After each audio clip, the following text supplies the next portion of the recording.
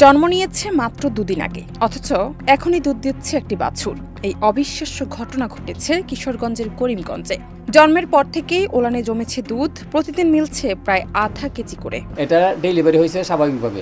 এরপরে দেখলাম আমার যে সহকর্মী যারা আছে আমার সাথে এই ডেলিভারির সময়, ওরা বলতেছে যে এটার ওলানে তো বড় করে। তখন আমি বললাম যে এটা তো ফিজিয়ান গরু এবং আমি বীজও দিচ্ছি ফিজিয়ান এডিএল কোম্পানির, তো স্বাভাবিক এটা হইতেই পারে। পরের দিন দেখলাম যে এটা আর শুয়ে রয়েছে, আপনি নিচে আপনার দুধ, টাটকা দুধ। তখন আমার একটা কৌতূহল ছিল যে এটা কেমনে হয়, এটা দুধ কেন টাটকা দুধ। তাৎক্ষণিকভাবে দেখলাম যে ও তো বড় এবং লাল হয়ে নিছে, ওটা হালকা একটু চাপ দিয়েছি, এমনি তো দুধ বাড়িতেছে ওরে। এটা একটা আল্লাহর বড় কুদরত। এমন বিস্ময়কর ঘটনা জানাজানি হতেই খামারে ভিড় করছেন আশেপাশের গ্রামের মানুষ। কেউ বলছেন এটা অলৌকিক ঘটনা, কেউ দেখছেন ঈশ্বরের বিশেষ রহমত হিসেবে। কি আমার জন্ম তো দেখি নাই বা শুনিও নাই, আমার বাপ দাদা জন্ম দেখি নাই বা শুনিও নাই, এমন কিছু আমরা পাই নাই। আমার কাছে শুকরিয়া জানাই যে আল্লাহ অলৌকিক ঘটনা দ্বারা তার পরিচয়, তার ক্ষমতা আমাদের কাছে উল্লেখিত করতেছে। আমরা শুকরিয়া। আমার বয়সে বা আমরা বাচ্চা ছাড়া বয়সে বাছুরে যে দুধ এরকম নজির আর কোনো হইছে না। আর এটা আল্লাহর একটা রহমত, এই হারুনের ভাইয়ের কাছে এটা একটা আল্লাহর রহমত করছে। জন্মের পর থেকেই আপনার দুধ দিচ্ছে, কারণ এরকম ঘটনা আমরা আমাদের বয়সেও শুনি নাই, এমনকি আমাদের বাপ দাদাও শুনে নাই।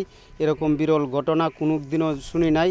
তবে প্রাণী সম্পদ বিভাগের কর্মকর্তারা বলছেন এটি হরমোনজনিত ব্যতিক্রমী ঘটনা হতে পারে। বাছুরের দুধে তেমন কোনো ঝুঁকি নেই বলেও জানান তারা। প্রোলাকটিন একটা হরমোন আছে, এই হরমোনের কারণে সাধারণত দুধ নির্গত হয়। তো এইটা কোনো কারণে এক্সেপশনাল কেস হিসেবে এই বাছুরের মধ্যে হয়তো এটা আসছে, যার জন্য আসলে এই বাচ্চা বয়সেই সে দুধ দিচ্ছে, যেটা আসলে কখনো নর্মাল বিষয় না আর কি। দুধ খাওয়াতে আর এটা কোনো সমস্যা না। আমি নিজেও দেখেছি দুধের যে কালার বা পজিশন, অন্যান্য যে সমস্ত বিষয়গুলা, এইটাও আসলে নর্মাল দুধের মতোই, তাতে কোনো সমস্যা নেই। দুধটা খেলেও যে কোনো সমস্যা হবে এরকম না, দুধটা ভালো নর্মাল দুধের মতোই, এবং গুণগত মানগুলাও আমার মনে হয় সেম।